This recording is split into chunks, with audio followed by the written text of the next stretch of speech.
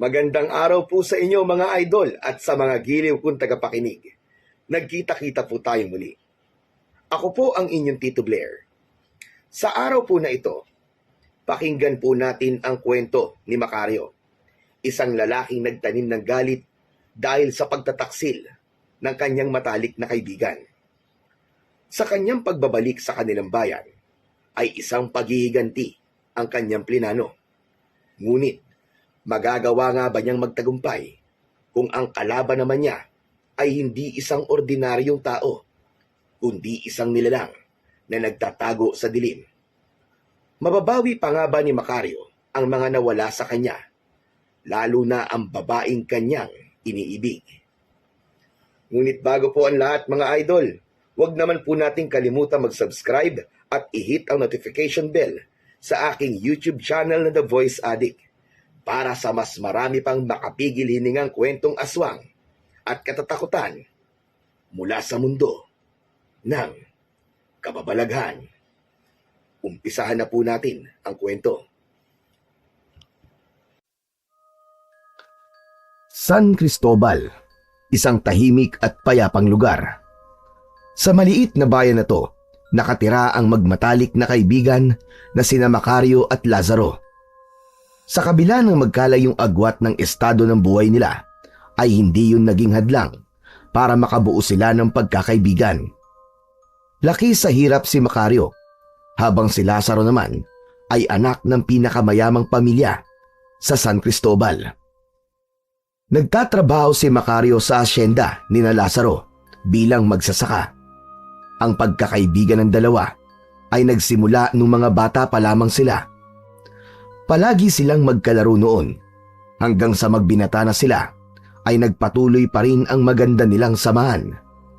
Ngunit ang pagkakaibigan nila ay sinubok nang dumating ang isang babae sa kanilang buhay. Si Nieves. Isang umaga, naglalakad si Macario papunta sa dulo ng pilapil kung saan abala ang mga manggagawa sa paghahakot ng mga pananim. Kasama niya ang isang babae na nakasuot ng simpleng damit. Yun si Nieves. Meron itong mahaba at tuwid na buhok na kumikinang sa sikat ng araw. Mapupungay ang mga mata nito at ang labi nito ay parang laging nakangiti kahit walang sinasabi. Napansin ni Macario ang maingat na hakbang ni Nieves na parang ayaw nitong maputikan ang kanyang mga paa. Oo, dahan-dahan lang Nieves. Baka madulas ka. Umulan kasi kagabi kaya maputik ang daan. Ayos lang ako, Macario. Hindi naman ako maselan. Dapat pala nagdala tayo ng payong para hindi ka naiinitan. Ang puti pa naman ng balat mo. Baka umitim ka. Walang problema sa akin kung umitim ako. Ano ka ba? Huwag mo nga akong ituring na parang prinsesa. Hindi mapigilan ni Macario ang paghanga sa ganda ni Nieves. Ngunit alam niyang masyadong mataas ang pangarap niya kung iisipin niyang maaaring magustuhan siya nito. Napansin din niya ang pagbaling ng mga mata ng mga trabahador kay Nieves habang dumadaan sila. Maya-maya pa ay narating na ni Macario ang kinaroroonan ni Lazaro na abala sa pagbibilang ng mga sako ng bigas. Nang mapalingon si Lazaro sa kanila, ay kay Nieves kagad ang atensyon ng mata nito. Lazaro, si Nieves nga pala. Anak siya ni Mang Esteban. Galing siya sa Maynila. Ikaw pala ang anak ni Mang Esteban. Magtatagal ka ba rito sa asyenda, Nieves? Mga isang buwan lang po. Dumalaw lang po kay Itay. Isang buwan lang? Sayang naman. Sana magustuhan mo dito. Wala nga lang mga building at mall dito, hindi kagaya sa Maynila. Pero tahimik at payapa dito sa San Cristobal. At teka, sandali. Magkakilala na kagad kayo ni Macario, Nieves? Oo. Nasa kubo kasi siya ni Itay nang dumating ako kagabi. Kaya nakilala ko kagad si Macario. Ipapasyal niya raw ako ngayon dito sa asyenda. Alam mo, Nieves, marami pang gagawin si Macario eh. Ang mabuti pa, ay ako na lang ang magpapasyal sa'yo dito sa asyenda. Dadaling kita sa isang talon dito na sigurado ako na magugustuhan mo. Pero Mas alam ko ang asyenda kaysa kay Macario. Kung hindi mo na itatanong, ako ang anak na may-ari nito at balang araw, ako na magmamana ng lahat ng nakikita mo. Hindi na hinintay pa ni Lazaro na magsalita si Nieves. Hinila niya na ito, palayo kay Macario. Habang palayo si Nieves, ay lumingon ito kay Macario na parang nagpapasaklolo, pero ngumiti lang siya na parang nais niyang iparating na ligtas ito kay Lazaro. Hindi maitatanggi kay Macario na nagustuhan din kagad ni Lazaro si Nieves. Hindi na siya nagtaka dahil si Nieves ay may taglay na kagandahan at kasimplihan na lahat ng lalaki ay papangarapin. Isang gabi, habang bilog ang buwan at puno ng bituin ang kalangitan, ay magkatapat sina Macario at Lazaro sa isang lamesang gawa sa kahoy. May bote ng lambanog sa gitna nila at pulutan na sisig.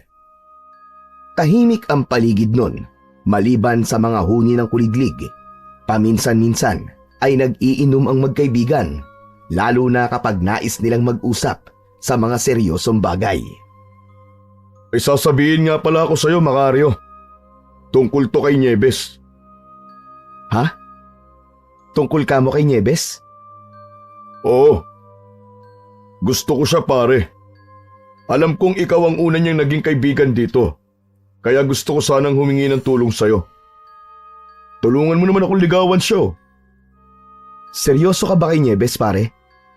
Ang ibig ko sabihin ay, kilala kita eh. Mahilig kang maglaro pagdating sa mga babae. Naaawa lang kasi ako sa kanya kung magagaya lang siya sa mga pinaiyak mo babae. Seryoso ako sa kanya, Macario. Ngayon lang ako nakaramdam ng ganito sa isang babae. Mabuti naman kung ganon. Ano palang gusto mong gawin ko? Anong klaseng tulong ang kailangan mo? Madali lang, tol. Ilakad mo ako sa kanya. Sabihin mo na mabuti akong tao. Ikwento mo sa kanya kung gaano ko siya pinahalagaan. Alam mo na, bigyan mo ako ng magandang tulak sa kanya. Sige, tutulungan kita.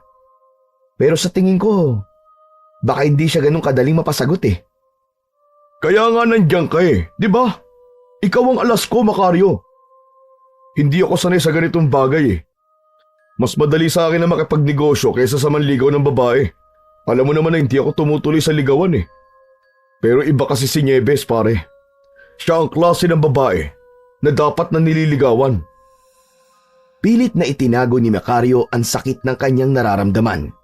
Sa kaloob-looban niya, gusto niyang aminin kay Lazaro na mahal din niya si Nieves. Ngunit alam niyang wala siyang karapatan. Hindi siya kasing yaman at kasing gwapo ng kaibigan niya. Alam niya na kung sabay silang manliligaw kay Nieves ay si Lazaro ang pipiliin nito. Kaya naman kinabukasan, sinamahan ni Macario si Lazaro na magdala ng mga bulaklak at mga prutas sa bahay ni Nieves. Habang nanonood si Macario mula sa malayo, nakita niya kung paano pilit nang humingiti si Nieves sa harap ni Lazaro. Hindi yun ngiti ng tuwa, kundi tila napipilitan lamang itong harapin si Lazaro. Ramdam ni Macario na walang nararamdaman si Nieves para sa kaibigan niyang si Lazaro. Sa sandaling yon, lalong tumitindi ang sakit na nararamdaman ni Macario, ngunit sa kabila nun ay nanatili siyang tahimik.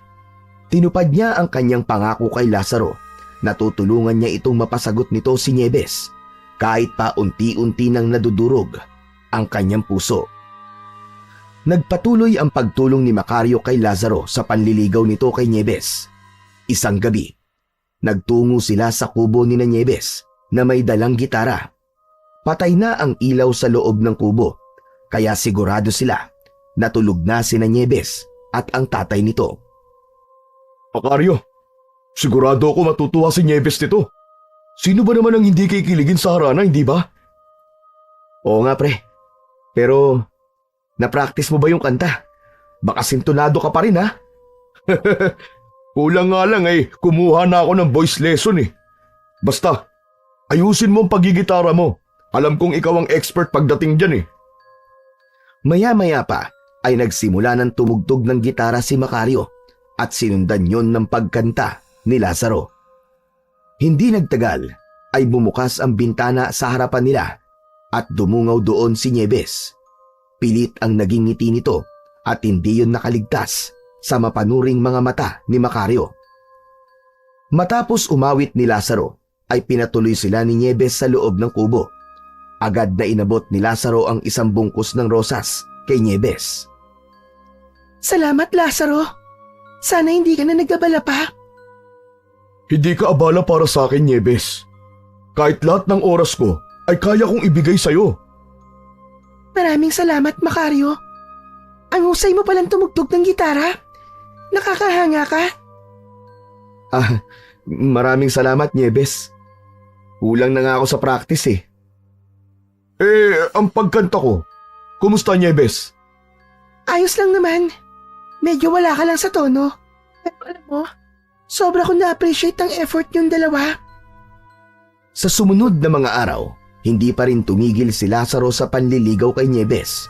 Nagpadala ito sa babae ng mamahaling mga regalo tulad ng alahas, imported na tsokolate at mga bulaklak na pinaangkat pa nito sa ibang bayan. Madalas ay si Macario ang nagdadala ng mga yun kay Nieves dahil sa abala si Lazaro sa mga gawain sa hasyenda. Sa tuwing nagdadala ng regalo ni Lazaro si Macario kay Nieves, ay palagi niyang napapansin ang malamlam na ekspresyon nito. Minsan, lumapit si Nieves kay Macario at mahina itong nagsalita. Macario, pwede bang sabihin mo kay Lazaro na huwag na siyang mag-abala? Hindi ko naman kailangan ng mga ganyang bagay eh. Anong ibig mong sabihin? Nahihiya kasi ako magsabi sa kanya. Pero gusto ko na sana siyang huminto sa panliligaw sa akin. Hindi ko siya gusto, Macario. Nagsasayang lamang siya ng oras. Bakit hindi mo bigyan ng pagkakataon ng kaibigan ko, Nieves? Ako na nagsasabi sa'yo. Mabuting tao si Lazaro. Hindi pa ba pagbibigay ng pagkakataon ng ginawa ko na hinayaan ko siyang manligaw? Pero wala talaga akong nararamdaman sa kanya eh. Ang totoo, meron na akong ibang gusto. Hindi makasagot si Macario. Ang naisip niya ay baka merong nobyo si Nieves na nasa syudad. Alam niyang hindi niya maaaring sabihin yun kay Lazaro dahil hindi niya kayang makitang masaktan ang matalik niyang kaibigan. Nang sumunod na araw ay inutusan na naman ni Lazaro si Macario na magdala ng regalo. Isang kahon na nakatali ng pulang laso ang dinala ni Macario sa kubo ni Nieves. Nakita ni Macario si Nieves na nakaupo sa mahabang bangko sa ilalim ng puno ng mangga. Agad siyang lumapit sa dalaga. Nandiyan ka pala, Nieves. May pinabibigay pa ulit sa'yo si Lazaro. Macario, sinabi ko na sa'yo na sabihin mo kay Lazaro na tigilan niya na ako. Alam ko naman yun, Nieves. Pero hindi ko pa nasasabi kay Lazaro na ayaw mo na magpaligaw sa kanya. Ano bang mali sa matalik kong kaibigan? Mabait naman siya. Saka gwapo pa. Hindi ko siya gusto, Macario. Pero alam ko mabuti siyang tao. Yun lang. Hindi ko talaga siya mahal. Dahil ba meron ka ng nobyo sa Maynila? Kaya ayaw mo kay Lazaro? Wala akong nobyo. Hindi ko gusto si Lazaro dahil ikaw ang mahal ko, Macario. Ikaw. Nanlaki ang mga mata ni Macario at hindi agad nakapagsalita.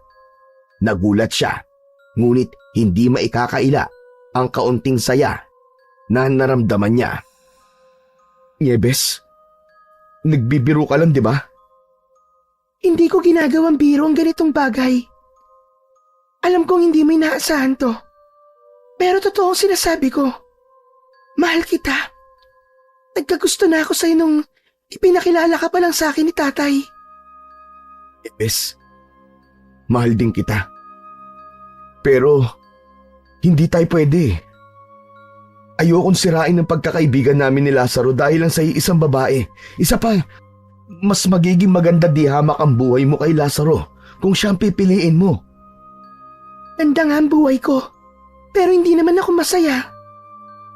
Kung totoong kaibigan si Lazaro, May intindihan niya na tayong dalawa ang nagmamahalan. Sandaling natahimik si Macario. Alam niyang tama si Nieves.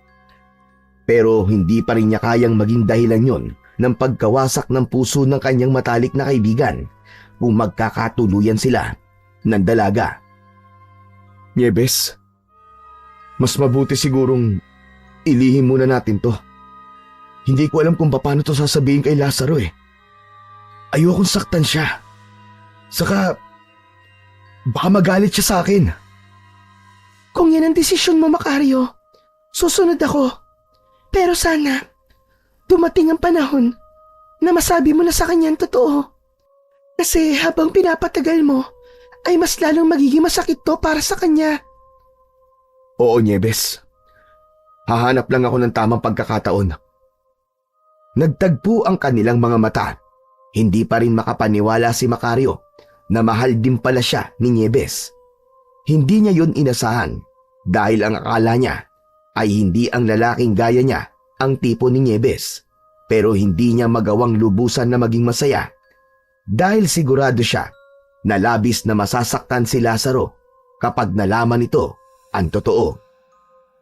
Isang gabi, lahat ng tao sa hasyenda ay tulog na maliban kina Macario at Nieves na magkahawak ang kamay na nagtungo sa magubat na bahagi ng hasyenda. Huminto sila sa ilalim ng isang malaking puno at agad na siniil ng halik ni Macario si Nieves. Macario, sandali lang. Sigurado ka bang walang makakakita sa atin dito? Wala. Walang tao na nagpupunta sa lugar na to. Lalo na kapag ganitong oras. Mahal na mahal kita, Nieves. Mahal na mahal din kita, Macario. Hinaplos ni Macario sa pisngi si Nieves at marahang naglapat ang kanilang mga labi. Nagyakap sila na parang ayaw na nilang pakawalan ang isa't isa. At doon, sa ilalim ng malaking puno, ay naganap ang kanilang lihim na sandali ng pagmamahalan. Kinabukasan, habang abala si Macario sa pag-aayos ng mga gamit sa kamalig, ay dumating bigla si Lazaro. Agad na napansin ni Macario na tila hindi maganda ang timpla ng kanyang kaibigan. Seryoso ang mukha nito at matiim ang tingin sa kanya. Macario, may oras ka ba? Gusto lang kita makausap tungkol kay Nieves. Tumigil si Macario sa ginagawa at tumango. Ano yun, Lazaro? Sa tingin mo, may pag-asa ba ako kay Nieves? Ang dami ko na naibibigay na regalo sa kanya pero hanggang ngayon ay parang wala pa rin siyang balak na sagutin ako. Palagay ko naman may pag-asa ka sa kanya eh. Yun naman ay sa tingin ko lang ha. Si Nieves pa rin kasi ang makakapagsabi kung may pag-asa ka ba sa kanya. Ewan ko ba? May pakiramdam kasi ako na merong ibang gusto si Nieves na nandito rin sa asyenda eh. Macario, matagal na kitang kaibigan. Alam mo kung gaano kita pinahahalagan. Pero alam mo rin kung ano ang hindi ko kayang palampasin. Ang katraydoran. Nanlamig si Macario sa mga salitang yun ni Lazaro. Hindi niya alam kung nagkataon lang o sinasadya ni Lazaro ang sabihin yun. Ano naman ang ibig mo sabihin, Lazaro? Wala naman. Gusto ko lang siguraduhin na maayos ang lahat. Alam mong pinagkakatiwalaan kita, Macario. Kaya kapag nalaman mo kung sino lalaking kinalolokohan ni Nieves dito sa asyenda, sabihin mo kagad sa akin ha. Yun lang ba? Sige. Walang problema. Sasabihin ko kapag nalaman ko kung sino lalaking yun. O sige, mauna na ako. Mag-iingat ka, Macario. Isang mahinang tapik sa balikat ang iniwan ni Lazaro kay Macario bago ito umalis. Pinagpawisan si Macario kahit malamig ang hangin. Sa mga sinabi ni Lazaro, nararamdaman niyang may alam na ito. Nagsimulang lumalim ang kaba niya at nagkaroon siya ng takot na baka alam na ni Lazaro ang relasyon nila ni Nieves. 5:00 ng umaga nang isang malakas na sigaw ng babae ang sumira sa katahimikan sa asyenda. Isa si Macario sa mga nagising.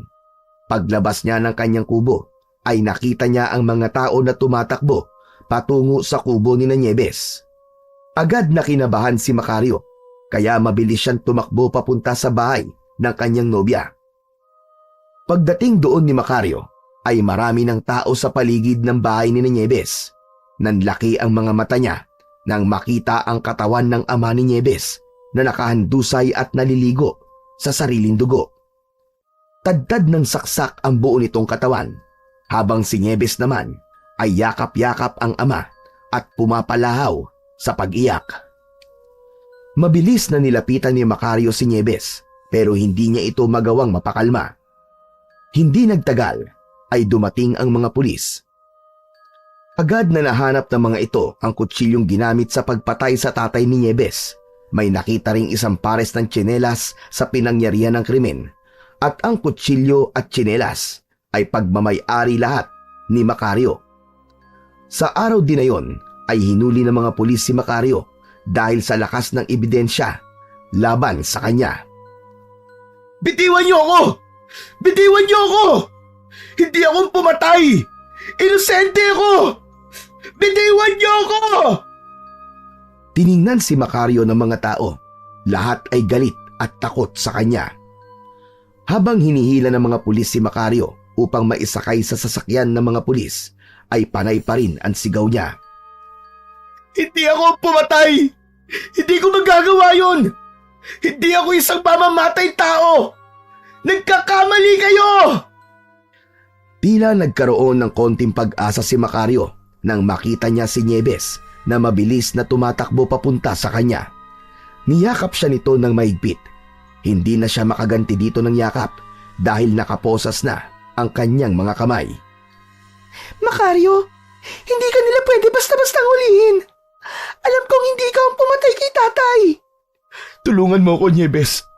Sabihin mo sa kanila na magkasama tayo kagabi. Kaya imposibleng ako pumatay sa kanya. Huwag ka mag-alala, Macario. Ilalaban natin ang katotohanan. Makakalaya ka rin kagad. At makukulong ang totoong pumatay kay tatay. Sumama ka muna sa mga pulis. At huwag ka nang manlaban pa. Naluluhang tumango si Macario at sinunod niya ang mga sinabi ni Nieves. Matapos siyang maisakay sa sasakyan ng mga pulis, ay tumingin siya sa labas. Napansin niya si Lazaro na nakatayo sa hindi kalayuan. Nakangisi yun ng malaki na tila tuwang-tuwa sa nangyari. Isang katotohanan ang tila bomba na sumabog sa harapan ni Macario. Doon niya napagtanto na si Lazaro ang nag-frame up sa kanya. Sigurado siya na alam na nito ang relasyon nila ni Nieves, kaya nagawa nito ang bagay na yun. Habang papalayo ang sasakyan ng mga pulis, unti-unting napuno si Macario ng galit at pangako sa kanyang sarili na hindi siya titigil hanggat hindi niya na ipapakita sa lahat ang katotohanan. Inakala ni Macario na dadalhin siya sa himpilan ng mga pulis, pero inilipat siya sa isang puting van. Panay ang tanong niya sa mga pulis kung saan siya dadalhin ng mga ito, pero kahit isa ay walang sumasagot. Hanggang sa nakarating sila sa isang pier at sunod na sinakyan nila ay isang bangka. Kinabahan na si Macario at nagkaroon siya ng hinala na may gagawing hindi maganda ang mga pulis sa kanya. Sa kabila ng malalakas na hampas ng alon sa bangka, si Macario ay tahimik na nakaupo lamang habang nakabosas ang mga kamay. Makalipas ang ilang oras na paglalakbay sa dagat, ay isang isla ang nakita niya sa unahan. Palaki ng palaki yun habang lumalapit sila. Huminto ang bangka sa dalampasigan ng naturang isla. Sir, sandali lang ho. Bakit po nandito tayo? Ano pong lugar to? Wala pa ring sumagot sa tanong ni Macario. Pagdating sa dalampasigan, inihatid siya ng mga pulis patungo sa isang malaking gusali na siyang isa palang malaking kulungan. Hindi makapaniwala si Macario na may ganun palang klase ng kulungan. Parang nasa gitna yun ng kawalan at tila doon itinayo ang kulungan na yun upang walang presong makakatakas. Binuksan ng isang pulis ang may kadilimang selda. Marahas na itinulak ng pulis si Macario papasok. Nang maisarado ang pinto ng selda, ay saka inalis ng pulis ang kanyang mga posas. Sir, sandali, bakit ako nandito? Wala pa namang paglilitis na nangyari ah. Walang imik na umalis ang pulis. Maigpit na humawak si Macario sa malamig na rehas at patuloy siyang sumigaw. Pakawalan niyo ako rito! Wala akong kasalanan! Hindi ako dapat nandito! Sir! Pakawalan niyo ako! Malingaw-ngaw ang sigaw ni Macario sa pasilyo, pero kahit isa ay walang sumasagot sa kanya. Maya-maya pa ay nagulat siya ng isang boses ng matandang lalaki ang narinig niya sa isang sulok ng selda. Sinasayang mo lamang ang boses mo. Dahil kahit anong sigaw mo riyan, hindi ka nila papakinggan. Dahil bayad na sila. Napalingon si Macario, isang matandang lalaki, may humpak na pisngi at puno ng pilat ang muka, ang nakaupo sa isang madilim na sulok ng kanyang selda. Medyo mahaba at puti na ang buhok nito.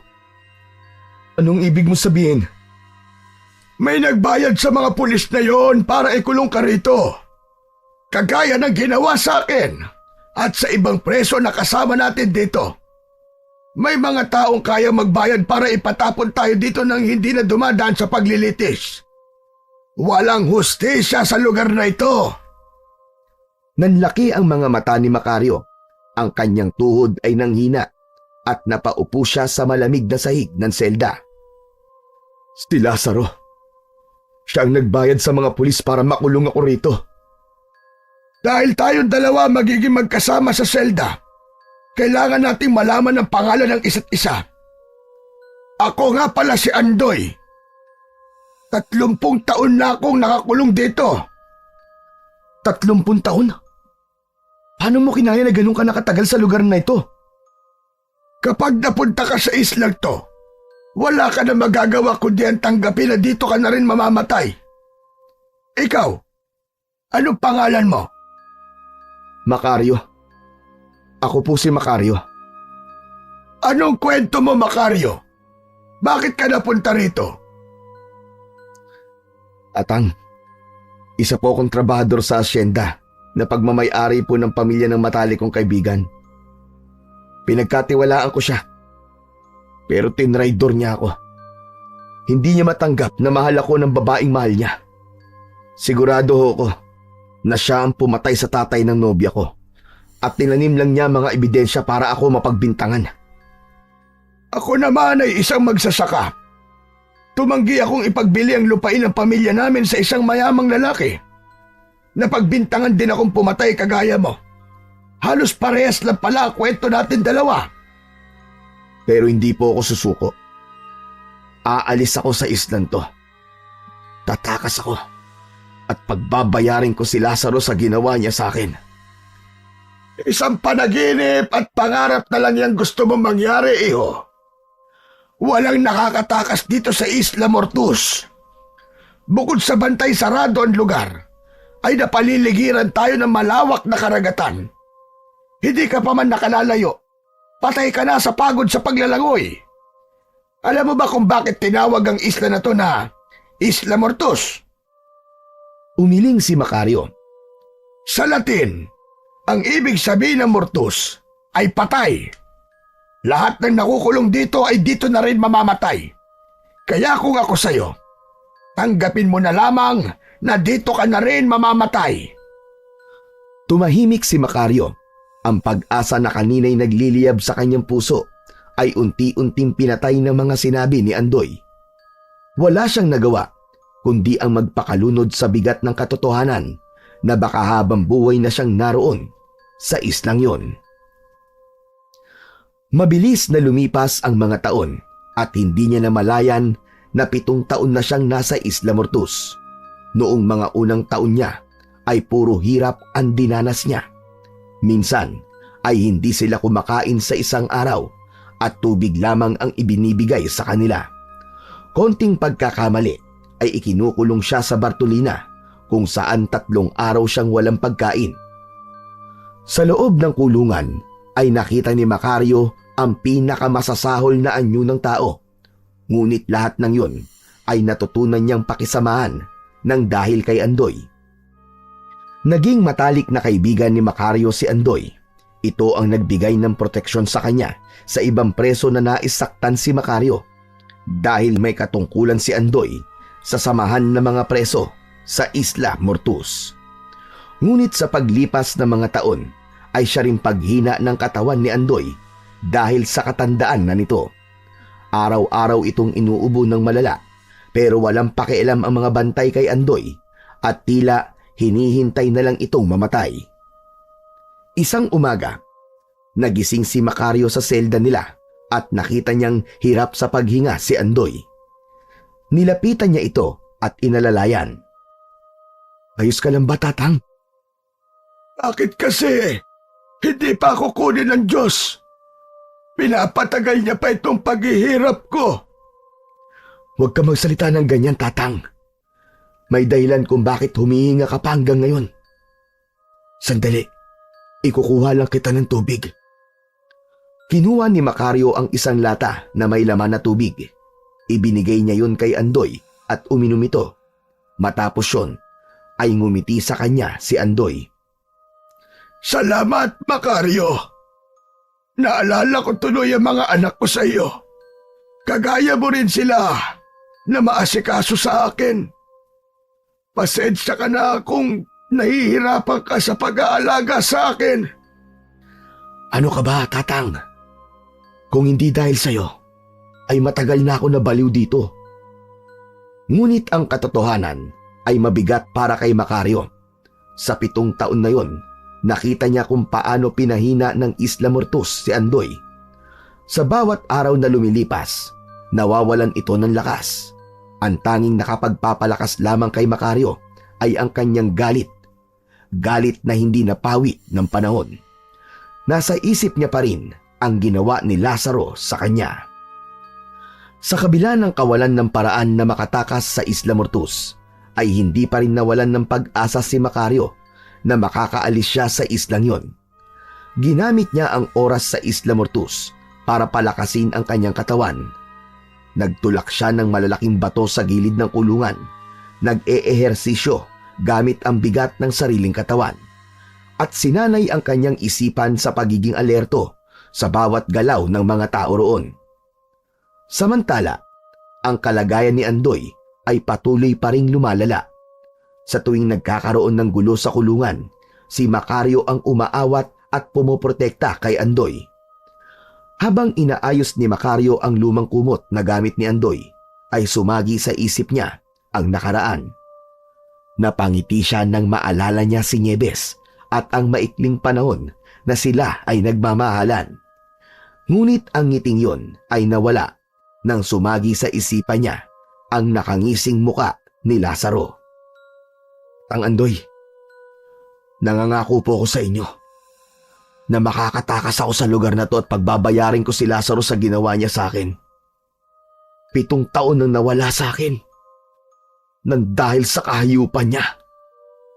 Hanggang ngayon pala, ay hindi ka pa rin nawawalan ng pag-asa na makakaalis ka pa sa islang to, Macario. Gusto ko ang determinasyon mo na yan. Pero ipapaalala ko lamang sa'yo, lahat ng nagtangkang tumakas dito at nahuli ng mga gwardya ay pinatay lahat. Yung mga sinubukan lumangoy sa dagat, hindi na alam kung ano ang nangyari. Hindi sumagot si Macario, pero sa kanyang puso, alam niyang hindi titigil ang kanyang laban hanggat hindi niya natitikman ang hustisya na siya mismo ang gagawa. Sa bawat hirap na dinanas niya sa Isla Mortus, ay lalong nag-alab ang kanyang determinasyon na makalaya roon upang maipatikim kay Lazaro ang kanyang galit at paghihiganti. Pagsapit ng gabi, habang nakahiga si Macario sa maliit na higaan sa selda, ay hindi mawala sa isip niya ang magandang muka ni Nieves. Inisip niya na kung hindi siya napunta sa Isla Mortus, malamang ay kasal na silang dalawa at may mga anak na sila.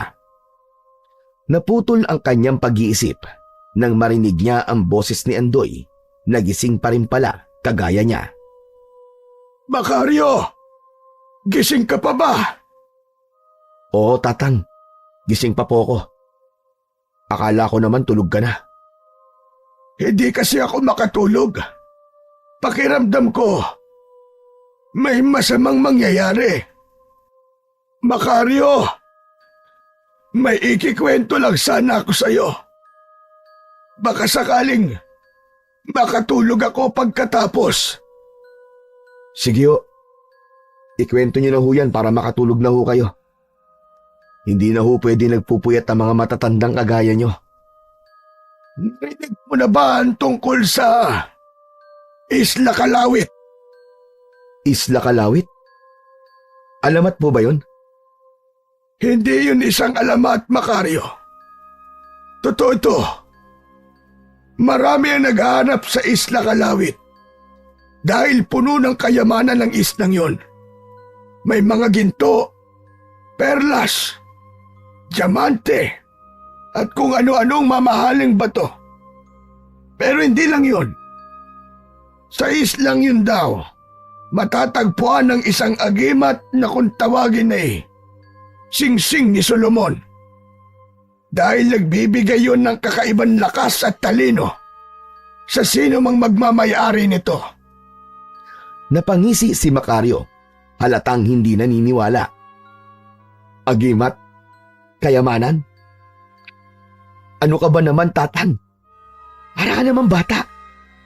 Naniniwala ka ba sa ganyang bagay? Alam ko na mahirap paniwalaan, pero marami ng tao nagsabi noon. Yung mga naunang nakulong dito sa Isla Mortos, narinig ko rin silang pinag-uusapan ito noon. Kung sakali raw na makakatakas ka rito, isa lang ang dapat mong puntahan, ang Isla Kalawit. Magagamit mo kasi ang mga kakayahan na naroon para makapagbagong buhay. Kaya Macario, kung may pagkakataon kang makatakas, tandaan mo mabuti ang sinabi ko. Magpunta ka sa Isla Kalawit. Hanapin mo ang islang yun. Tatang Andoy, tigilan niyo na po mga kwento niyong walang katuturan. Ang mabuti pa po ay matulog na tayo. Bigla po akong inantok sa kwento niyo eh. Hindi na nagsalita pa si Andoy. Maya-maya pa ay narinig na ni Macario ang mahinang paghilik ng matanda. Ang totoo, mas lalo siyang hindi nakatulog sa kwento ni Andoy. Nagtatalo ang isip niya kung dapat ba niyang paniwalaan ang sinasabi ni Andoy tungkol sa isang isla na puno ng kayamanan. Naisip niya na kung totoo yun at makukuha niya ang mga kayamanan na naroon, ay maaari niya yung magamit sa paghihiganti niya kay Lazaro. Kinaumagahan ay nagising si Macario sa lamig na bumalot sa kanya. Sumilip siya sa maliit na bintana na may rehas at nakita niya ang malakas na buhos ng ulan na sinasabayan pa ng malalakas na hampas ng hangin. Lumingon siya kay Andoy na nakahiga pa rin at nakapikit. Lumapit si Macario kay Andoy at tinapik ito sa braso. Naramdaman niyang malamig ang balat ni Andoy pero hindi niya yun binigyan ng pansin. Tatang, bangon na. Oras na ng almusal natin. Sigurado ko na marami na namang iuutos sa mga gwardya dahil bumabagyo. Ngunit hindi kumilos si Andoy. Medyo kinabahan na si Macario pero nagpatuloy siya sa paggising sa matandang kaibigan. Tatang Andoy! Tatang, bangon na! Napapasarap yata ang tulog mo porkit malamig ah. Mas lalong tumindi ang kaba ni Macario habang inaalog ang kaibigang matanda. Ngunit kahit anong yugyug niya, ay nanatiling hindi gumagalaw si Andoy.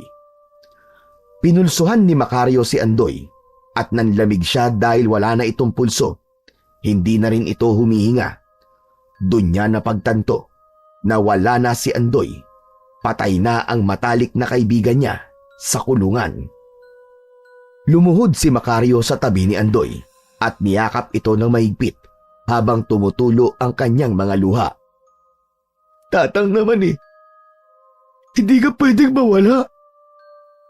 Ikaw na lang kaibigan ko rito, iiwan mo pa ako. Kailangan kita, Tatang. Kailangan kita. Gumising ka! Gumising ka! Gumising ka, Tatang! Pero kahit na anong iyak ang gawin ni Macario, ay hindi na nagising pa si Andoy. Labis siyang nasaktan.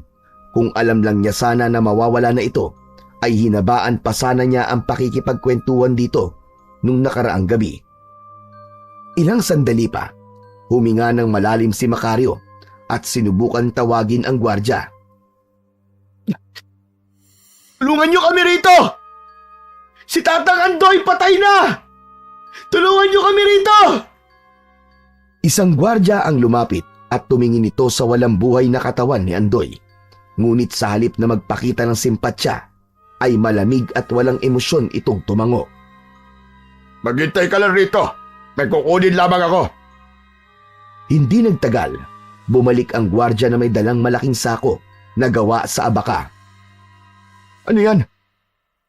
Para saan ang sakong yan, Chip? Kapag may preso na mamatay dito, sinasako lang ang katawan at tinatapon sa dagat. Ano? Hindi mo pwedeng gawin niya kay Tatang Andoy. Kailangan niya magkaroon ng maayos na libing. Wala ka na magagawa. Yan ang patakaran dito eh. Sandali, kukunin ko lang ang trolley. Itinapon ng gwardya ang sako sa sahig ng selda at umalis itong muli. Hindi makapaniwala si Macario na basta na lang itatapon sa dagat ang bangkay ni Andoy. Pero habang nakatitig siya sa sako, ay unti-unting nagkaroon ng ideya si Macario. Nilapitan niya si Andoy at maingat na binuhat yon. Inilagay ni Macario ang katawan nito sa kanyang higaan at tinakpan ng kumot. Patawarin mo ko, Tatang. Pero kailangan kong gawin to. Alam ko naman na ito rin ang gusto mo. Ang makaalis ako sa impyernong isla na ito. Pero huwag kang mag-alala, Tatang. Kasama kita palagi sa puso ko. At ipagdadasal ko ang iyong kaluluwa na sana ay makamit mo nawa ang tunay na kalayaan. Kasama ang Diyos na lumikha. Mula sa isang tagong sulok ng selda, kinuha ni Macario ang maliit na patalim na matagal niya nang itinatago. Huminga siya ng malalim at saka pumasok sa loob ng sako. Maingat niyang isinara ito mula sa loob at inayos ang sarili. Pagkatapos lamang ng ilang sandali, ay nakita ni Macario sa maliit na siwang ng sako ang pagbabalik ng gwardya na may dalang trolley. Nagulat pa ito nang makitang nasa loob na ng sako ang katawan ni Andoy. Ay buti na lang pala at pinabilis mo ang trabaho ko, Macario. Ikaw na talaga naglagay ng katawan ni Andoy sa sako. Ay sige, matulog ka lang dyan. Ako na ang bahala dito sa kaibigan mo. Tinalian na ng gwardya ang sako matapos nitong pumasok sa selda.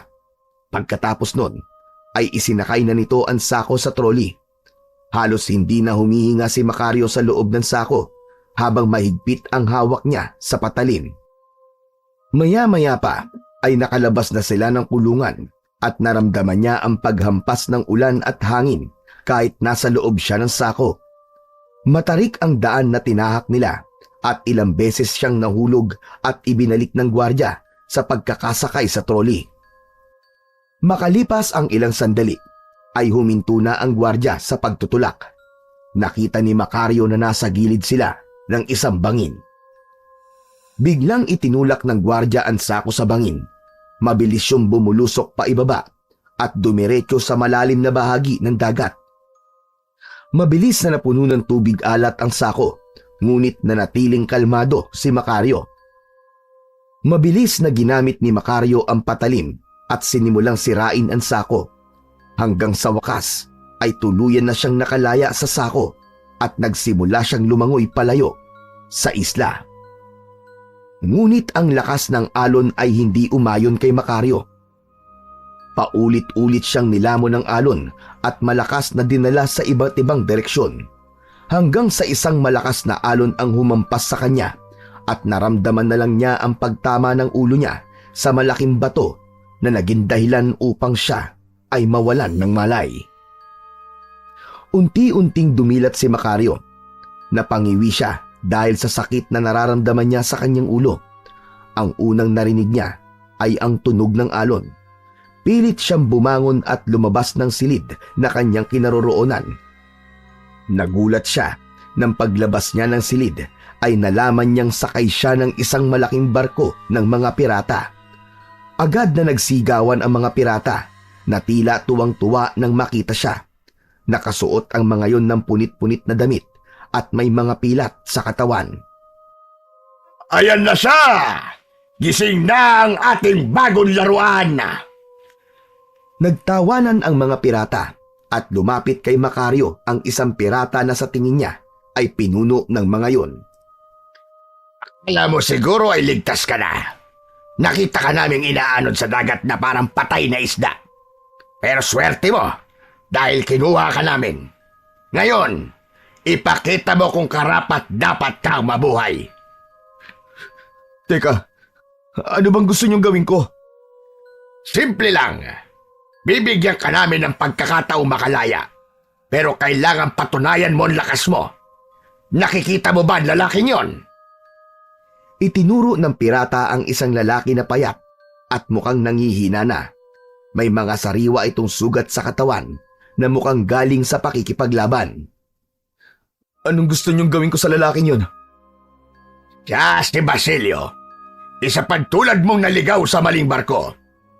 Isa kang maswerteng hangal dahil bibigyan ka namin ng pagkakataon. Ngunit huwag mong malitin si Basilio. Marami na siyang tinalo na kagaya mo. Kung matatalo mo siya, ay malaya ka na at maaari mong gawin ang kahit na anong gusto mo. Makakaasa ba ako sa sinabi mo? Oo naman! Bilang pinuno ng mga pirata sa barkong ito, ay meron akong isang salita. Ngayon, simulan nyo na ang laban at aliwin nyo kami! Nagpalakpakan at nagsigawan ang mga pirata. Tinignan niya si Basilio. Mukhang nangihina na ito, ngunit nananatiling matalim ang tingin nito kay Macario. Nagdalawang isip si Macario. Alam niyang mali ang sakta ng isang tao na wala namang ginawang masama sa kanya, ngunit ayaw din niyang mamatay sa kamay ng mga pirata. Isa-isa niyang tiningnan ang mga pirata na may hawak na mga espada at baril. Lahat ay nakangisi at naghihintay sa aksyon na mangyayari. Alam niyang hindi siya makakaligtas kung susubukan niyang tumakas o tanggihan ang laban. Ibinigay ng isang pirata ang isang kalawanging patalim kay Macario na agad niyang tinanggap. Nagkatinginan sila ni Basilio. Pareho nilang naintindihan na yun na ang umpisa ng laban para sa kalayaan nila. Hanggang sa nauna nang sumugod si Macario, si Basilio naman ay nagpakita ng kahinaan sa unang galaw. Ngunit sa kabila ng kalagayan nito, ay halata ang karanasan nito sa pakikipaglaban. Si Macario, bagamat may lakas, ay nagkaroon ng pag-aalinlangan na saktan si Basilio. Panay iwas lang ang ginawa niya sa mga atake nito. Anong klaseng laban yan? Kapag hindi nyo inayos, ay dalawa ko kayong papatayin! May takot na naramdaman si Macario sa kanyang narinig. Sinubukan ni Macario ang lahat ng makakaya niya upang madaig si Basilio. Nagawa niyang maagaw ang hawak nitong patalim. Pinatig niya ito at nang matumba ito ay paulit-ulit niyang pinagsusuntok sa muka hanggang sa nanlupaypay na ito. Halos hindi na gumagalaw si Basilio nang huminto si Macario sa pagsuntok dito. Natalo ko na ho siya. Tapos na ang laban. Anong tapos na?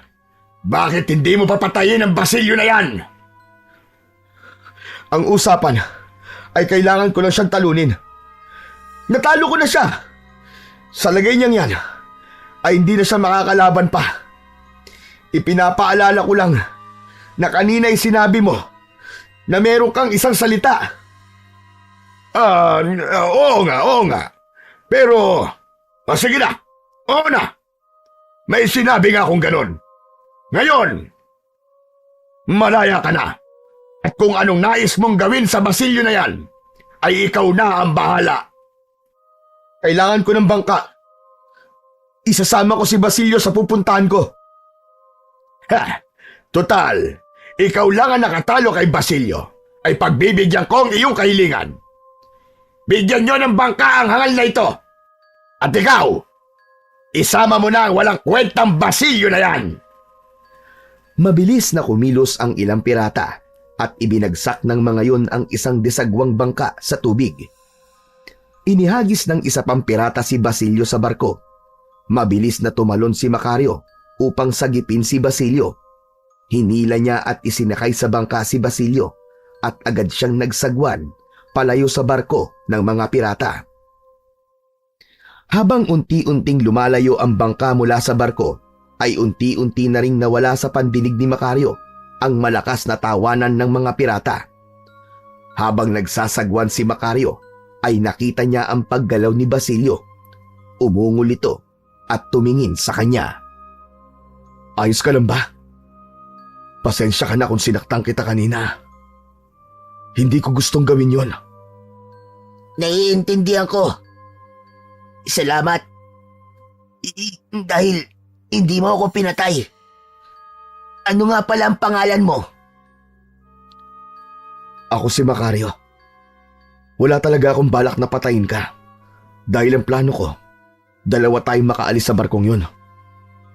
Napakalaki ng utang na loob ko sa'yo, Macario. Sasabihin ko sa'yo, simula ngayong araw na to, ay sa'yo na ang katapatan ko.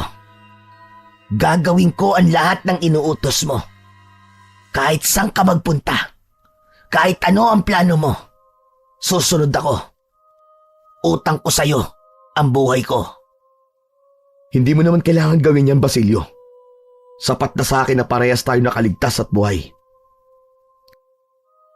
Hayaan mo lang akong bayaran ng utang na loob ko sa'yo sa paraan na kaya ko at alam ko. Isa pa, mas mabuti na rin na sumama ako sa'yo kaysa manatili sa mga pirata o mamatay ng walang saysay.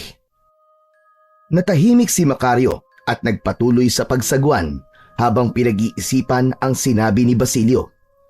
Sa kabila ng lahat ng kanyang pinagdaanan ay masaya siya dahil meron siyang bagong kasama na sa tingin niya ay mapagkakatiwalaan. Habang patuloy sa pagsagwan sina Macario at Basilyo ay unti-unting nagiging kalmado ang alon ng dagat. Sa malayo ay isang anyo ng lupa ang sumilay sa kanilang paningin. Macario, tingnan mo! Isang isla! Sa wakas, makakapagpahinga na rin tayo. Sana may mga tao ron para makahingi tayo ng tulong. Sana nga. Bilisan na natin sa pagsagwan. Habang palapit ang kanilang bangka sa isla, ay nakakita ng kaunting pag-asa ang dalawa. Pagdating nila sa dalampasigan ng isla, ay sumalubong sa kanila ang matataas na puno at makakapal na halaman. Wala silang nakitang senyales na merong tao na nakatira rito. Ganun pa man, hindi na sila umalis sa isla at nagsimula silang maghanap ng lugar kung saan sila maaaring magpahinga. Naglakad-lakad sila na tanging ang liwanag mula sa bilog na buwan ang kanilang tanglaw. Sa gitna ng makapal na halaman ay napansin nila ang isang madilim na bunganga ng kuweba. Diyan na lang tayo matulog sa loob ng kuweba. Delikado kung dito tayo sa labas at baka mayroong mabangis na hayop dito. Tama ka, Macario. Saka, pagod na rin ako. Ang sakit na ng mga binti ko kakalakad. Pagpasok sa kuweba, nakaramdam sila ng kakaibang lamig. Ang loob nito ay tahimik, maliban sa tunog ng tubig na tumutulo mula sa mga stalactite. Miga sila sa isang malapad na bato sa bandang dulo ng kuweba.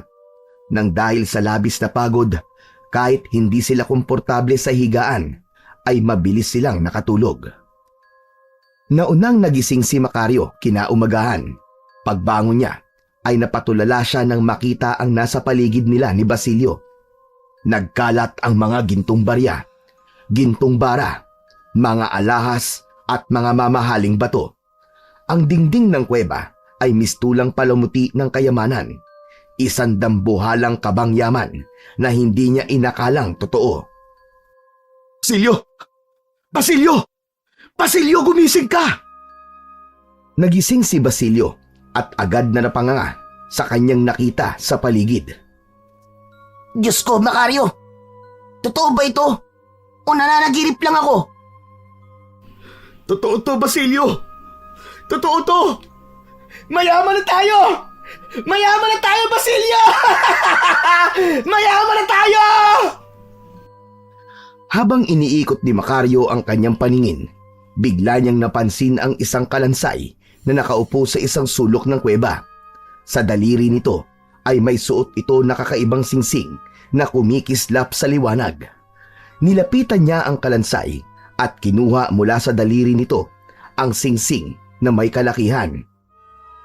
Basilio, madali ka. Tingnan mo ang singsing na ito. Napakaganda. Akin na lang to.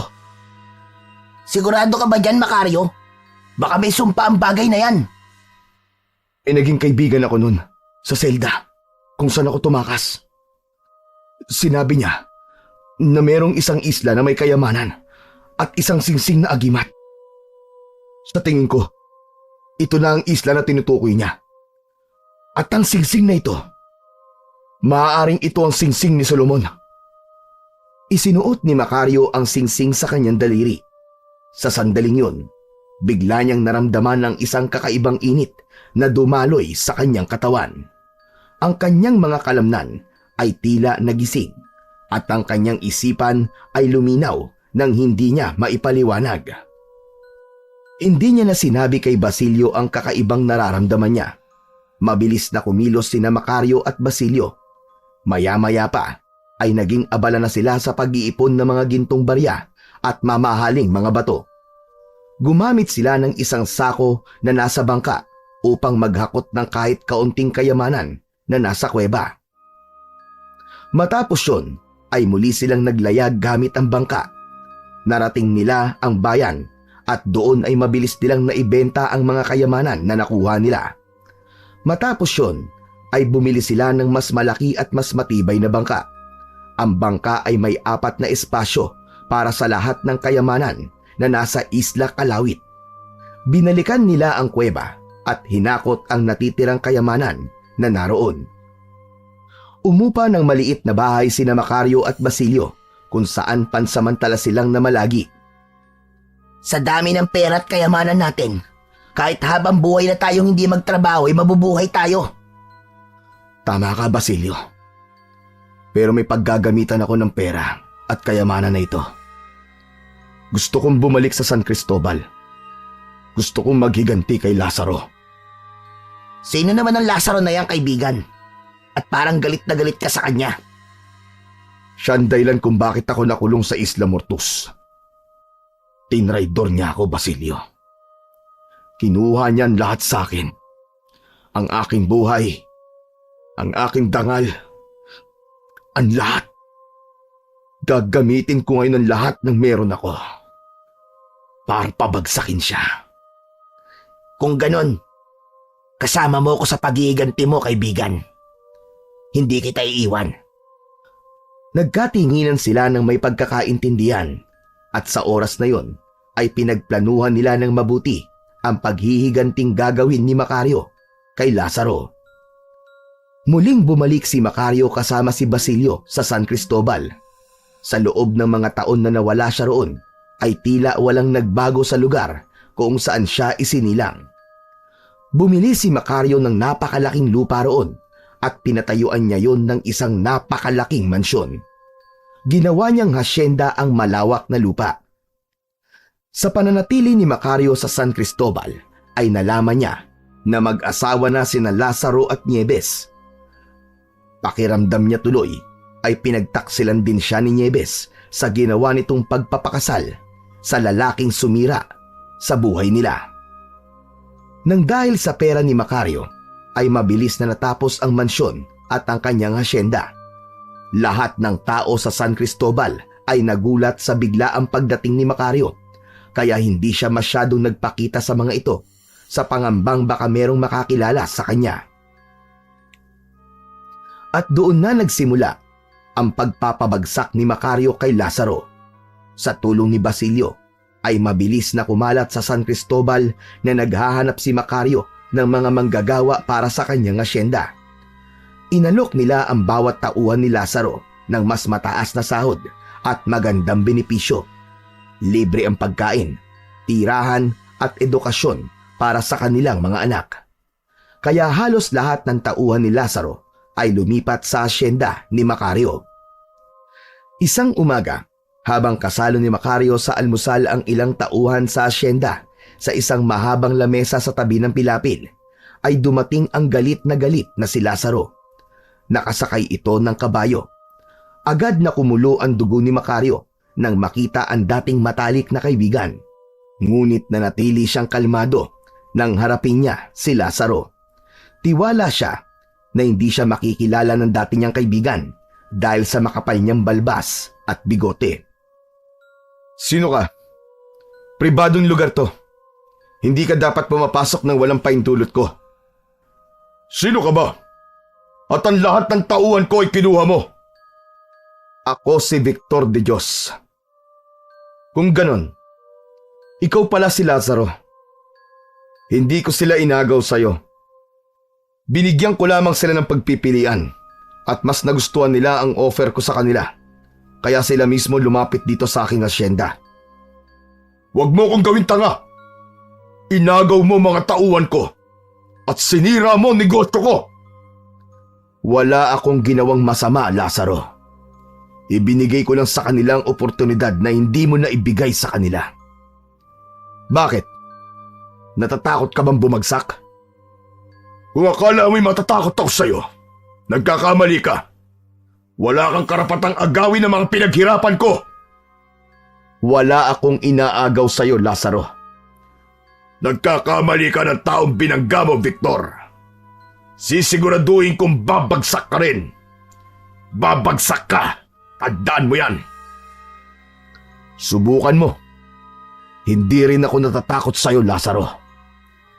Saglit na nagkatitigan ang dalawa. Sa huli ay mabilis na pinatakbo ni Lazaro paalis ang kabayo niya. Isang nakakalokong ngisi ang sumilay sa labi ni Macario. Nagsisimula pa lamang siya sa kanyang mga plano. Ngunit galit na kagad si Lazaro sa kanya. Hindi na siya makapaghintay sa magiging reaksyon ni Lazaro sa mga susunod pa niyang mga gagawin. Kinagabihan, habang mahimbing na natutulog si Macario, ay tila may bumulong sa kanya para gumising. Sa pagmulat niya, ay naramdaman niya kagad na hindi siya nag-iisa sa kanyang malaking silid. Sa madilim na sulok ng kwarto, unti-unting lumitaw ang isang anino ng isang nilalang. Isang aswang. Ang kanyang anyo ay nakakatakot. Mahaba ang mga kuko, nanlilisik ang mga mata, at may matalim na ngipin. Umalis ka rito! Kung ayaw mo mamatay! Hindi ako ang mamamatay, kundi ikaw! Mabilis na sumugod ang aswang kay Macario, gamit ang matatalim nitong kuko. Ang singsing na suot ni Macario ay biglang nagdingning at isang kakaibang enerhiya ang dumaloy sa kanyang katawan. Naging mabilis ang kilos ni Macario at nagawa niyang iwasan ang pagsugod ng aswang. Para bang alam na alam niya ang bawat galaw ng aswang. Hindi niya maipaliwanag, ngunit tila binigyan siya ng singsing ng hindi lamang lakas, kundi pati talas ng isip. Muling sumugod ang aswang, ngunit sa bawat pag-atake nito ay naiilagan lamang ni Macario, hanggang sa nagawang kunin ni Macario ang patalim niya na palaging nakatago sa drawer sa tabi ng kanyang kama, at nagawa niyang masugatan ang aswang sa braso nito. Si Macario naman ang umatake at ilang beses niyang nasugatan ang aswang. Walang ano-ano'y tumalon ang aswang sa bintana. Mabilis na nagtungo si Macario sa bintana at hindi niya na nakita pa kung saan nagtungo ang aswang. Nagulat si Macario nang biglang bumukas ang pinto ng kwarto niya. Pumasok doon si Basilio na hawak ang isang itak. Macario! Narinig ko ang ingay! Ano nangyari? Basilio, may aswang na pumasok sa aking silid. Muntik ko na siya mapatay, pero nakatakas siya. Sigurado ka bang aswang ang nakita mo? Sigurado ako, Basilio. Hindi ko akalain na meron na palang aswang dito sa San Cristobal. Simula ngayon, Kailangan na natin mag-ingat. Kakausapin ko bukas sa mga trabahador. Kailangan masiguro natin ang kaligtasan nilang lahat. Kung yan ang gusto mo. Pero ang singsing mo, bakit umiilaw ang singsing mo, Macario? Tama nga ang kaibigan ko ron sa kulungan. Totoong may kapangyarihan ng singsing na ito, Basilio. Ito ang nagbigay sa akin ng lakas at talino para mapalayas ko ang aswang kanina. Kakaiba nga pala talaga ang singsing na yan, Macario. Pero sigurado ako, nababalikan ka ng aswang na yon. Kung babalik siya, hihintayin ko siya at sisiguraduhin kong hindi na siya makakatakas dahil papatayin ko siya. Nagkatinginan silang dalawa. Alam nila na ang gabing yun ay ang hudyat ng mas malaking panganib. Ngunit sa puso ni Macario, naroon din ang kasiguraduhan. Sa tulong ng kanyang singsing, walang nilalang o aswang ang maaaring makatalo sa kanya. Isang umaga, habang nag-aalmusal si Macario mag-isa, ay biglang dumating si Basilio. Pinagpapawisan ito at bakas sa muka ang pagkabalisa. Macario, may masamang balita. Ano yun, Basilio? 2 trabahador natin na natagpo ang patay malapit sa ilog. Agad na tumayo si Macario mula sa upuan. Hindi na siya nagsalita pa at nauna na siya kay Basilio sa paglabas ng mansyon. Malalaki ang mga hakbang na tinungo niya ang ilog. Pagkarating ni Macario sa ilog ay may ilang trabahador ang naroon. Halos bumaligtad ang sikmura niya nang makita niya ang 2 bangkay na nakahandusay. May mga sugat sa liig at dibdib. Na para bang inatake ang mga yon ng isang mabangis na hayop. Bukod pa roon ay parehas na wakwak ang tiyan ng 2 at nakalabas ang mga lamang loob. Agad na nagpatawag ng pulis si Macario, ngunit malakas ang hinala niya na hindi tao ang pumatay sa mga trabahador niya, kundi isang aswang. Kaya naman, agad niyang tinipon ang lahat ng trabahador niya para sa isang mahalagang anunsyo. Alam kong lahat kayo ay natatakot sa nangyari. Alam ko rin na ang iba sa inyo ay hindi maniniwala, pero malinaw na may gumagalang aswang sa paligid. Hindi ko hahayaan na may sunod pang mabibiktima. Kaya't simula ngayong gabi, magro-ronda tayo sa buong hasyenda. Ako naman ang bahala sa paghahati ng grupo. Titiyakin natin na bawat sulok ng hasyenda ay mababantayan at hindi na magkakaroon ng susunod pang biktima ng aswang. Sa unang gabi ng kanilang pagbabantay ay magkasama sina Macario at Basilio. Pareho silang armado ng itak at mga sulo. Sa bawat hakbang nila, pinakikiramdaman nila ang bawat galaw at tunog sa paligid. Basilio, hindi ko hahayaan na may susunod pang mabibiktima ang aswang na yon sa mga trabahador natin. Ako rin, Macario. Hahanapin natin ang halimaw na yon at sisiguraduhin hindi na siya makakapanakit muli. Nagtataka lamang ako kung sino ang aswang na yon at kung bakit mga trabahador natin ang pinatay niya. Malakas ang pakiramdam ko na hindi yun basta pag-atake lang. Sinadya ng aswang na yon na maaapektuhan tayo sa ginawa niyang pagpatay. Habang nagro-ronda sila, naramdaman ni Macario ang kakaibang lakas mula sa singsing. Naniniwala siya na habang suot niya yon ay magagawa niyang lagpasan ang kahit na anong laban na darating sa kanyang buhay, kahit pa yon ay ang pakikipaglaban sa mga aswang. Isang gabi, nagmamaneho si Macario pauwi sa kanyang asyenda. Galing siya sa bayan dahil namili siya ng ilang bagay na kailangan niya. Madilim ang daan, kaya nilakasan niya ang ilaw ng kanyang sasakyan. Maya-maya pa ay isang babae ang bigla na lamang tumawid sa kalsada. Agad niyang inapakan ang preno.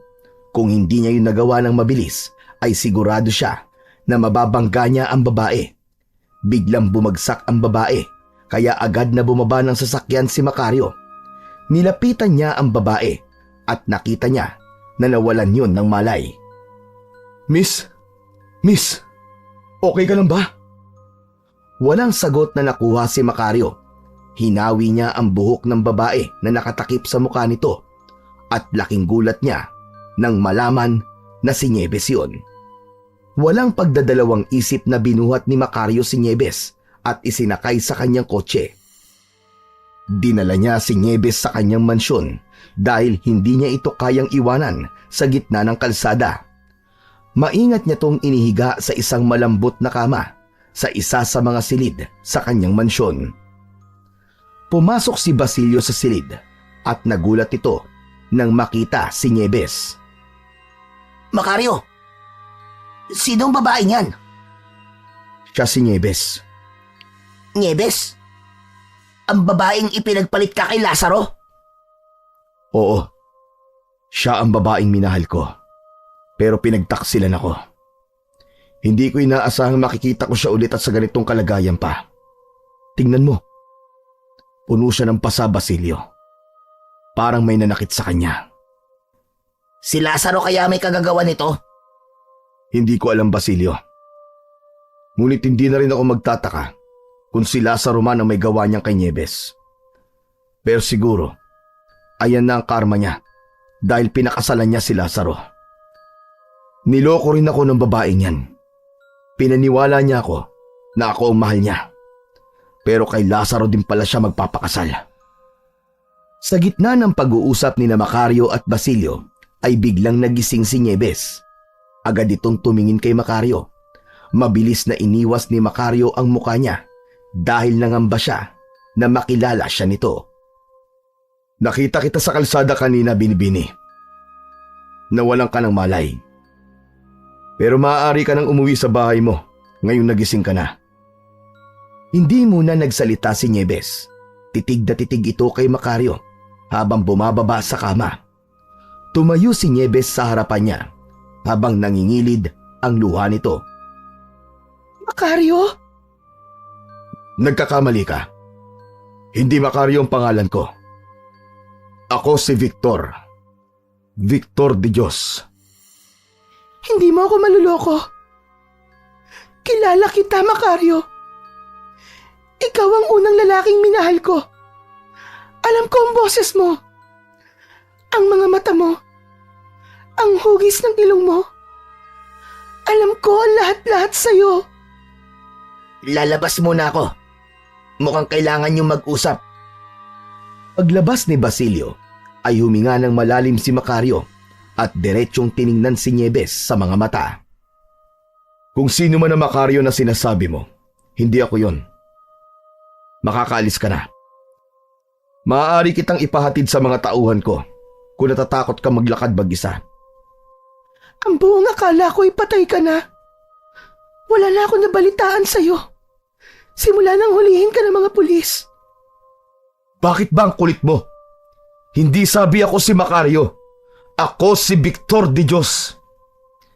Biglang niyakap ni Nieves si Macario ng mahigpit, ngunit agad itong itinulak ni Macario palayo. Sa sandaling yon ay tuluyan ng bumagsak ang emosyon ni Macario. Wala kang karapatang yakapin ako, Nieves. Oo na. Ako nga si Macario. Taksil ka. Minahal kita. Pinangarap ko ang buhay na magkasama tayo. Pero anong ginawa mo? Pinili mo ang kaibigan kong traidor. Macario, hayaan mo muna ako magpaliwanag. Paliwanag? Hindi ko na kailangan ng kahit na anong paliwanag na manggagaling sa'yo. Alam mo ba kung ano naranasan ko matapos ibintang sa akin ni Lazaro na ako ang pumatay sa tatay mo? Nakulong ako sa Isla Mortus. Ginawa akong laruan ng mga pirata. Halos ikamatay ko ang bawat araw doon. Sa bawat hampas ng latigo. Ikaw ang nasa isip ko, Nieves. Tapos pagbalik ko rito, malalaman ko na naging asawa mo ang lalaking naging dahilan kung bakit ako naghirap ng gusto. Traidor ka. Traidor kayong dalawa. Nagpakasal kay Lazaro dahil mahal ko siya. Pinilit lang niya ako, Macario. Pinagbantaan ni Lazaro ang buhay ko at ang buhay ng pamilya ko. Hindi ko kayang isugal ang kanilang kaligtasan. Pero kailanman, hindi ko siya minahal. Ikaw pa rin ang laman ng puso't isipan ko, Macario. Ikaw pa rin ang mahal ko. Kung alam mo lang, na araw-araw ako nagdarasal na bumalik ka. At ngayon, nangyari na. Bumalik ka na, Macario. Hindi nakapagsalita si Macario sa mga revelasyon ni Nieves. Nanatili siyang nakatingin sa babae at nakikinig sa mga sinasabi nito. Araw-araw ako nabubuhay sa impyerno. Sa piling ng hayop na si Lazaro. Sinasaktan niya ako. Ginagawang alipin.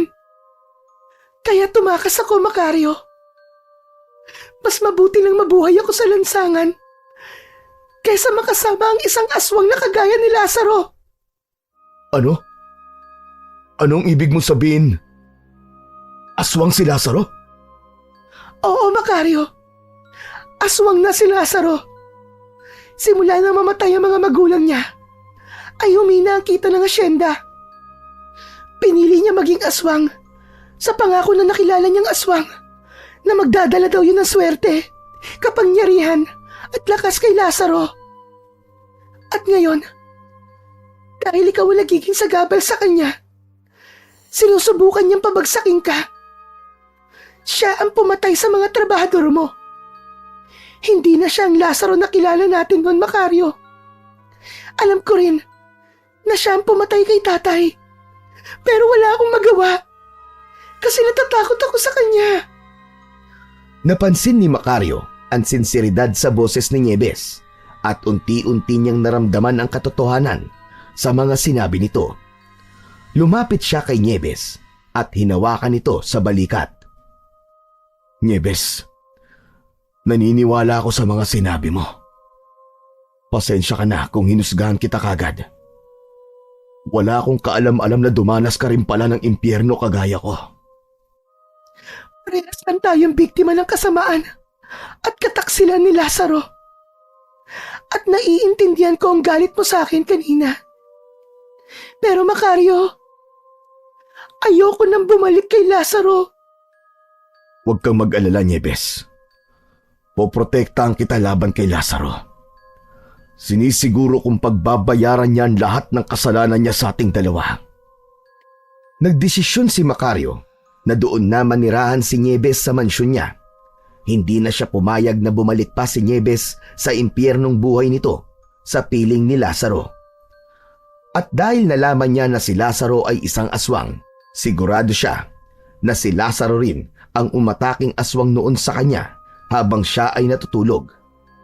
Natuwa siya dahil iisa lang pala ang kalaban niya. Isang umaga sa hasyenda ni Macario, habang abala siya sa pagtulong sa mga trabahador sa pagsasalansa ng mga sako ng gulay, ay biglang dumating si Lazaro sakay ng isang kabayo. Huminto ito sa harapan ni Macario. Nang bumaba sa kabayo si Lazaro, ay naramdaman kagad ni Macario ang galit nito. Lazaro, hindi ka ba marunong makaintindi? Sinabi ko na sa'yo na hindi ka dapat basta-basta pumapasok dito na walang paintulot sa akin. Wala akong pakialam sa patakaran mo, Victor. Kung ganun, ano ang dahilan at bakit naparito ka? Huwag kang magpanggap na hindi mo alam kung bakit ako nandito. May nakapagsabi sa akin na narito si Nieves. Ilabas mo ngayon din ang asawa ko kung ayaw mo may mangyaring masama sa'yo. Hindi ko alam ang sinasabi mo. Hindi ako hanapan ng nawawalang asawa. Wala rito ang asawa mo, Lazaro. Hindi ko pa nga nakikita kahit dulo ng buhok ng asawa mo. Huwag mo akong subukan, Victor. Hindi mo ako kilala. Ako si Lazaro Madrigal. Wala akong pakialam kahit sino ka pa, Lazaro. At hindi ko gusto ang pagbabanta mo. Kung nawawala ang asawa mo, baka naman may dahilan kung bakit siya umalis sa bahay mo. Babalik ako. At kapag napatunayan ko nagsisinungaling ka, magsisisi ka, Victor. Hindi mo kilala kinakalaban mo. Tumalikod si Lazaro at muling sumakay sa kabayo nito. Napangisi nilang si Macario habang pinapanood ang papalayong si Lazaro. Hindi niya tuloy maintindihan kung bakit naging kaibigan niya si Lazaro. Gayong noon pa man ay kitang-kita niya na kung gaano kasama ang ugali nito. Matapos yun ay bumalik na si Macario sa mansyon. Nakita niya si Nieves na abala sa pagluluto sa kusina. Lumapit siya rito at sinabi niya na nagtungo roon si Lazaro at hinahanap si Nieves. Sinabi niya na may nakakita na naroon si Nieves sa asyenda ni Macario at nakarating yun kay Lazaro. Macario, salamat at hindi mo ko ibinigay kay Lazaro. Hindi ko nakakayanin kung bumalik pa ako sa kanya. At nangako ko sa'yo na poprotektahan kita. Wala kang dapat ikatakot, Nieves. Hindi ko hahayaan na saktan ka pa niya. Habang narito ka, ay walang masamang mangyayari sa'yo. Lumapit si Nieves at hinawakan ang braso ni Macario. Hindi ko alam kung paano kita mababayaran, Macario. Pero alam kong mali na nadamay ka pa sa lahat ng ito. Ginagawa ko to, hindi dahil gusto kong suklian mo ang pagprotekta ko sa'yo. Ginagawa ko to dahil mahal pa rin kita, Nieves. Pero kailangan natin maganda. Sigurado ko na babalik siya rito dahil kumbinsido siyang nandito ka. Tumango si Nieves at mahigpit nitong niyakap si Macario. Gumanti ng yakap si Macario at ipinaramdam niya kay Nieves na wala na itong dapat ikatakot pa. Matapos yun ay agad na kinausap ni Macario si Basilio. Malakas ang kutob niya na anumang sandali ay muling babalik si Lazaro upang kunin si Nieves. Basilio, hindi tayo maaaring maging kampante. Kilala ko si Lazaro. Hindi siya susuko ng ganun-ganun lang.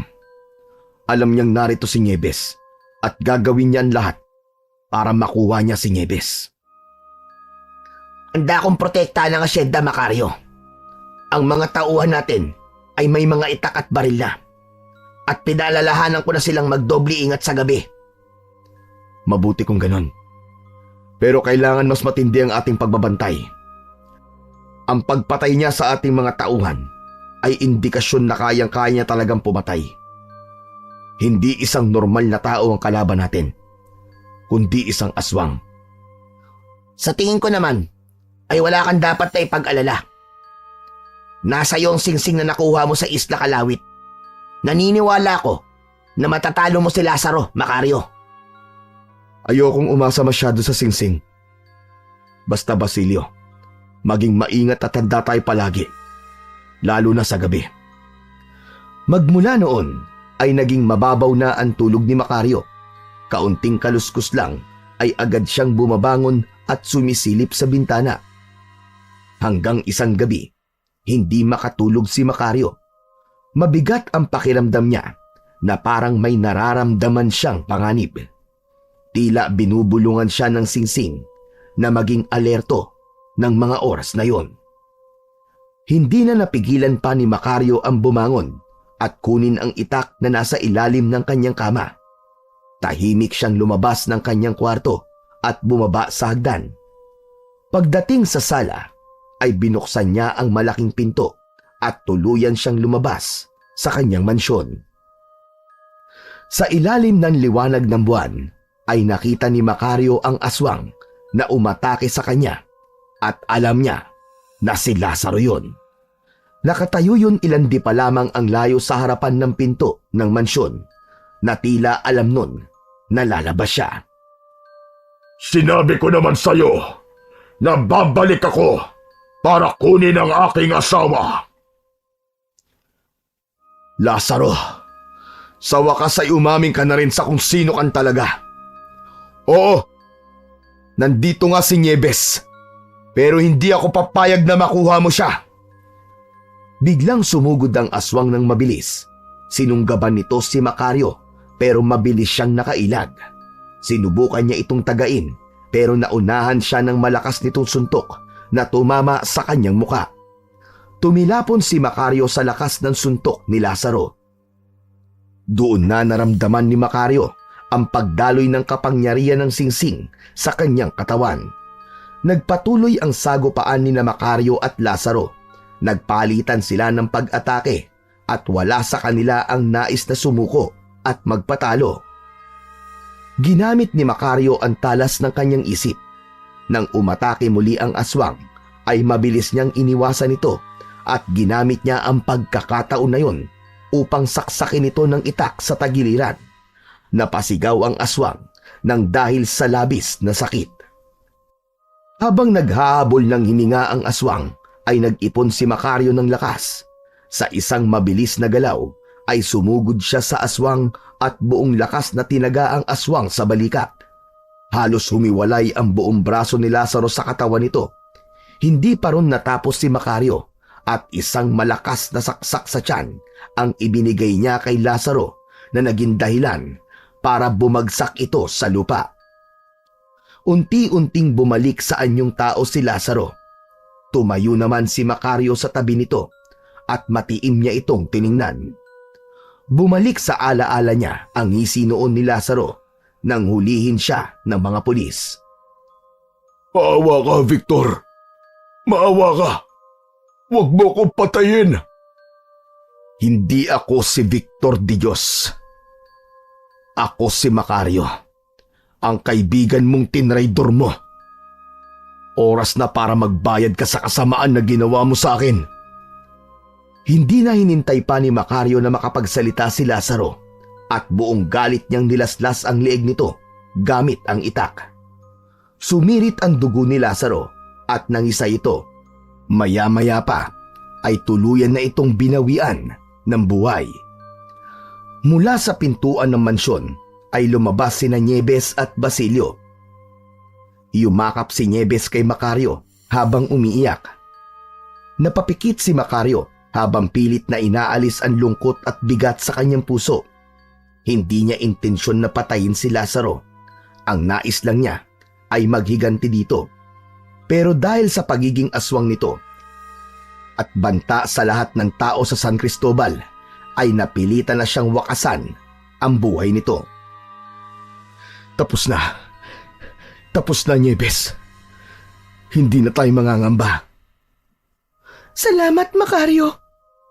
Sa wakas, tapos na ang kasamaan ni Lazaro. Hindi ko kailanman inakala na sa ganitong paraan magwawakas ang pagkakaibigan namin. Si Lazaro, ang pinakamatalik kong kaibigan noon. Pero siya rin na naging pinakamalaking kaaway ko. Pero tama ka, Nieves. Tapos na ang kasamaan niya. Wala na siyang iba pang magiging biktima. Hindi lang ito paghihiganti, kundi pagliligtas na rin sa lahat ng tao dito sa San Cristobal. Makalipas ang ilang araw, habang mag-isang nasa sala si Macario, ay lumapit si Basilio sa kanya. Nagtaka siya sa dalang maleta ni Basilio na hinuna niya agad na meron itong pupuntahan. Basilio, saan ang punta mo? Biglaan naman yata. Hindi to biglaan, kaibigan. Matagal ko na rin pinag-isipan to. Panahon na. Para naman bumalik ako sa pamilya ko. Natigilan ng sandaling yun si Macario, ngunit maya-maya pa ay ngumiti siya. Naiintindihan kita, kaibigan Basilio. Maraming salamat sa lahat ng ginawa mo para sa akin at sa aking asyenda.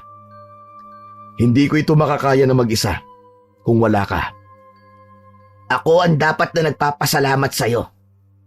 Sa panahon na nakasama kita, minsan ay hindi mo ko itinuring na alipin. Pinahalagahan mo ko bilang isang kaibigan at bilang isang tao. Habang buhay kong tatanawin ang utang na loob ko sa'yo, kaibigang Macario. Napangiti si Macario, ngunit hindi na itago ang lungkot sa kanyang muka. Hindi mo alam kung gaano kahalaga sa akin ang mga sinabi mo. Isa kang totoong kaibigan, Basilio. At hindi ko makakalimutan ang mga sakripisyo mo para sa akin.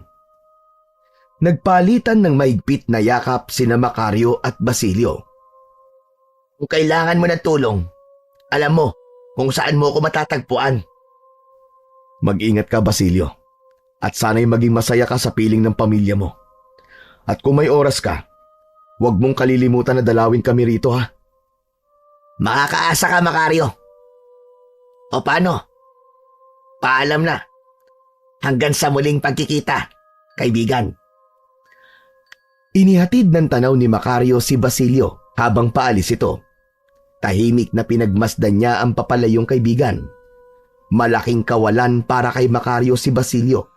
Subalit alam niyang yun na ang tamang panahon para hayaan niya si Basilio na magkaroon ng sarili nitong buhay. Matapos ang lahat, ay muling nagsimula sina Macario at Nieves ng kanilang kwento. Makalipas ang ilang taon, ay nagpakasal na silang dalawa, saksi ang mga trabahador sa asyenda at si Basilio. Ang kanilang kasal ay naging isang pagdiriwang ng pagmamahal na nagtagumpay sa kabila ng lahat ng pagsubok. Isang pagmamahal na natutong magpatawad at muling bumangon mula sa mga sugat ng nakaraan. Nabuhay silang tahimik ngunit masaya. Hindi na hinayaan ni Macario na lamunin siya ng galit o paghihiganti. Natutunan niya ang halaga ng kapayapaan. Hindi lamang sa paligid, kundi sa kanyang puso. Ang mga karanasang nagbigay ng pait sa kanyang buhay ay siya ring nagturo sa kanya ng tunay na kahulugan ng pagtitiwala, pagpapatawad at pagkakaibigan.